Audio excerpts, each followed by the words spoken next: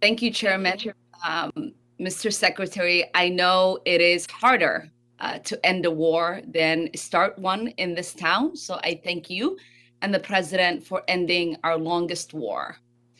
Over the weekend, both the New York Times and Washington Post reported that August 29th drone strike that supposedly prevented a car bomb attack at the airport in Kabul instead killed Samari Ahmadi, an aid worker, and his family.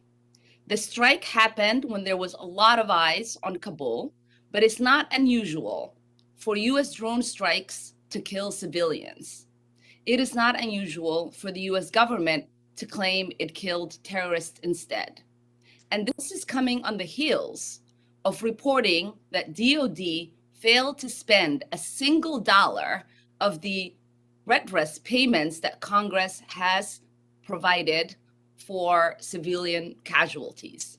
As Congress considers the continuing utility of the 2001 AUMF, how can you possibly ensure us that our drone strikes and over-the-horizon capabilities will actually reach their targets?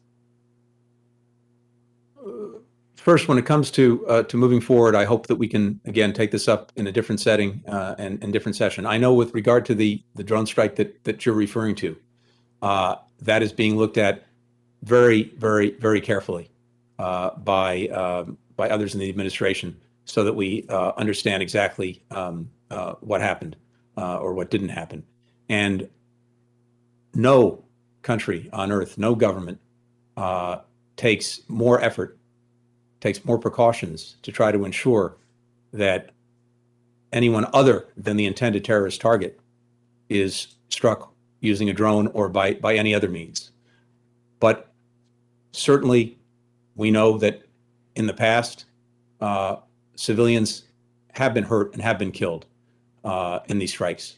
And we have to make sure that we have in place every possible measure to allow us to continue to use the tool to defend and protect ourselves while avoiding anyone on the civilian side from being hit.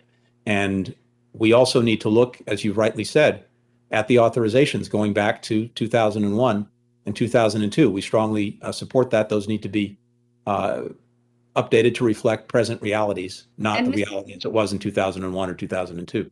And Mr. Secretary, from the State Department's point of view, what is the impact of the uncountable and accountable civilian harm on our counterterrorism goals? It certainly runs counter to those goals. Whenever there are civilian casualties, whenever there are unintended injuries or deaths, it does not advance what we're trying to do. And so that's besides the moral obligation we have to do everything we possibly can to make sure that civilians are not harmed or killed. It's also true that in terms of the mission itself, we want to make sure that that doesn't happen, because if people lose faith and confidence in it, if they, and particularly in the countries in question, if people see it as a tool to do harm to innocent civilians as opposed to terrorists who are a threat to everyone, that will undermine support for what we're doing. And in your role and previous roles in other administrations, how much of an analysis is being done to look at whether our counterterrorism efforts are actually being counter to the work that we are trying to do in ending terrorism around the world? I would call it very, very significant. Certainly in the Obama administration, we spent a tremendous amount of time looking at, reviewing, and modifying all of these procedures, all of the safeguards, all of the criteria that went along with using these tools.